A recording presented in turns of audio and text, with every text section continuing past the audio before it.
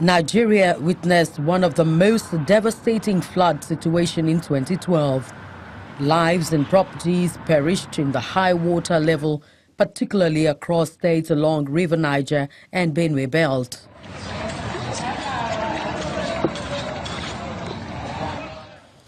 The constant downpour of rains this year has again brought about ruins and fears of survival in some terribly affected states in the country.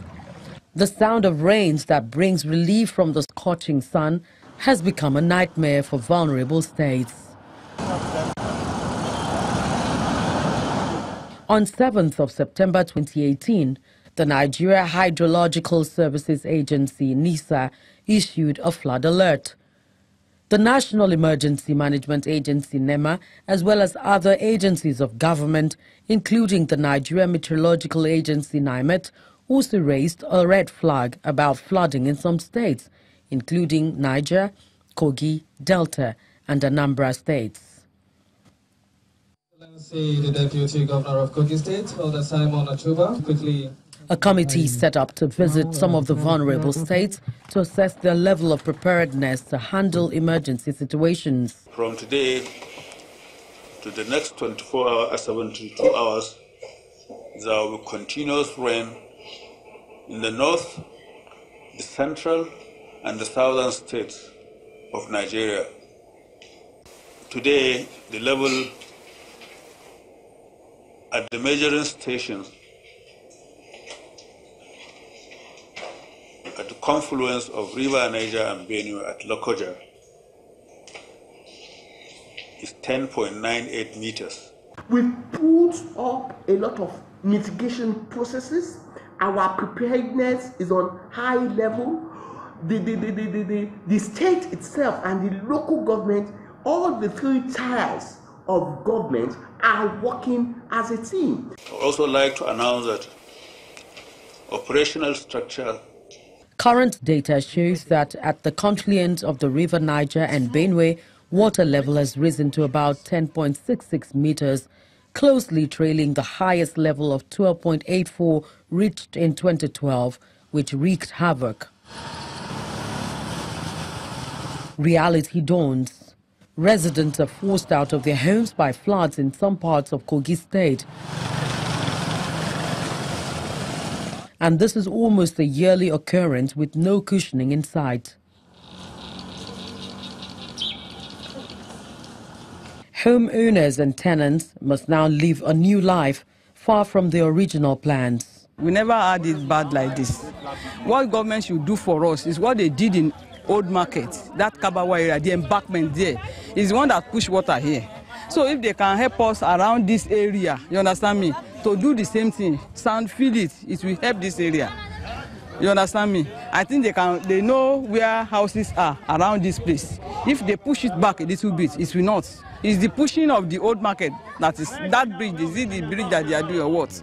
That one is one that is causing this one. When it started, we did not expect it to reach this extent. So as gradually, as it is continuing increasing, we started packing. Even some of my load now, this what I'm wearing now is over 10 days now I'll be wearing this. Because when it started, we hang some of our loads in the ceiling, in the roof, on the ceiling there presently. Now with this condition, we cannot go there and move down our cloth again. Even some of my children's uniform, they are there.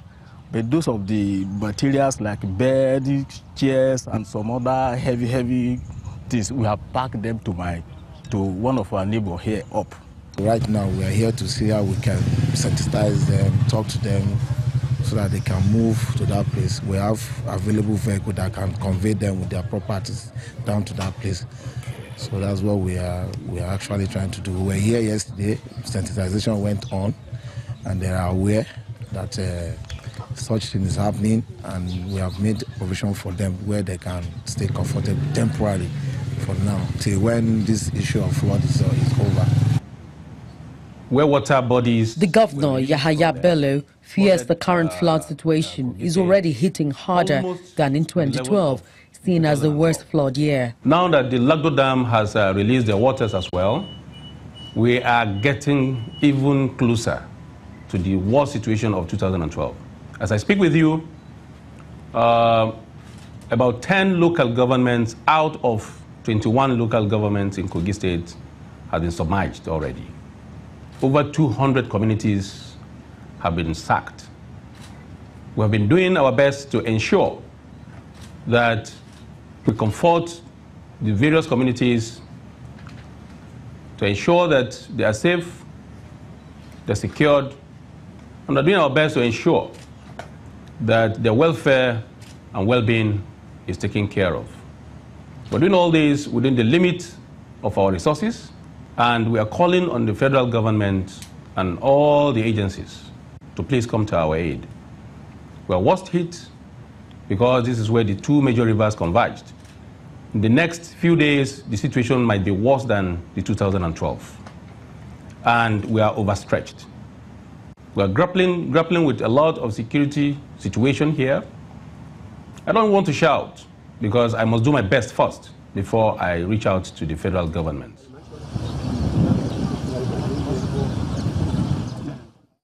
The destruction of farmlands and crops in some states is an obvious threat to food security.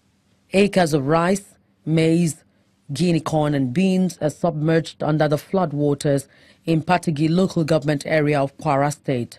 We have two sources of overflow of water that used to eat Patigi local government communities.